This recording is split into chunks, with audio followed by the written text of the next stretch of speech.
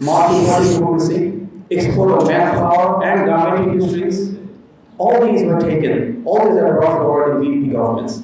The very fundamental essence of caretaker government, how the country should be formulated through youth empowerment for different ministries for the youth and for women's empowerment through different ministries for the women and children. All these were done in previous BNP governments under President Ziaur Rahman and Prime Minister Begum Khaleda Zia. In 2016, our chairperson, Begum Khaleda Zia, announced Vision 2030 that almost a decade ago, totally and wholeheartedly embraced the reform policies. To reform how the policies were formulated. If we see the history of Bangladesh, multi-party democracy, export of manpower and garment industries, all these were taken, all these are brought forward in BNP governments.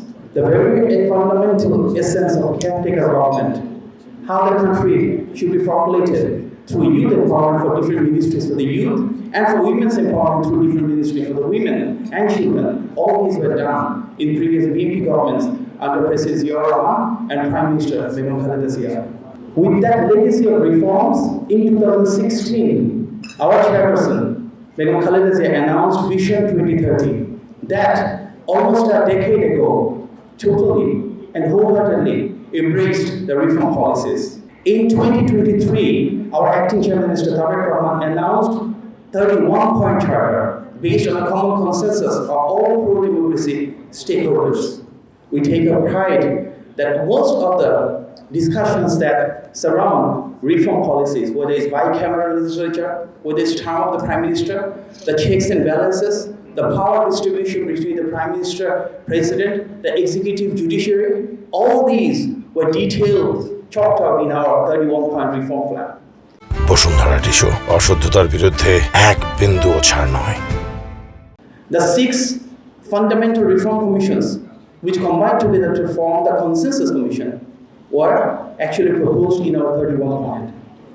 We all want to build a country where we'll thrive with a rules-based society, where there will be checks and balances, the judiciary will be truly independent, and we'll be working together to restore human rights, to protect the rule of law, to ensure freedom of expression for all, and to give free press.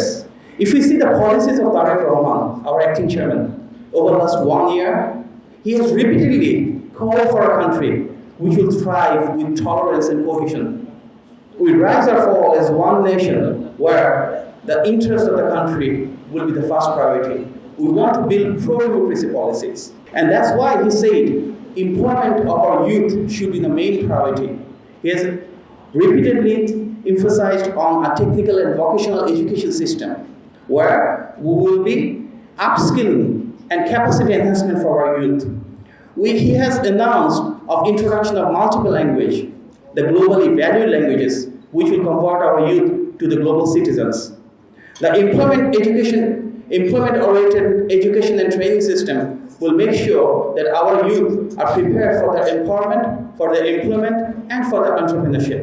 The family card that we have discussed is part of women's empowerment process, where every individual, whether it's housewife or a professional, the lady, the mother of the family, will receive state-sponsored, the state benefit, 5 main products in their household. The state will deliver it to them every month. And that benefit will come in the form of rice, lentil, sugar, salt, and 5 main ingredients. We have discussed about farmers' card for all farmers, where we will categorize them based on small, medium, and big, and give them targeted incentives and loan facilities. So every farmer in the country will come to a database, and the state will provide them targeted policies for their empowerment and economic opportunities.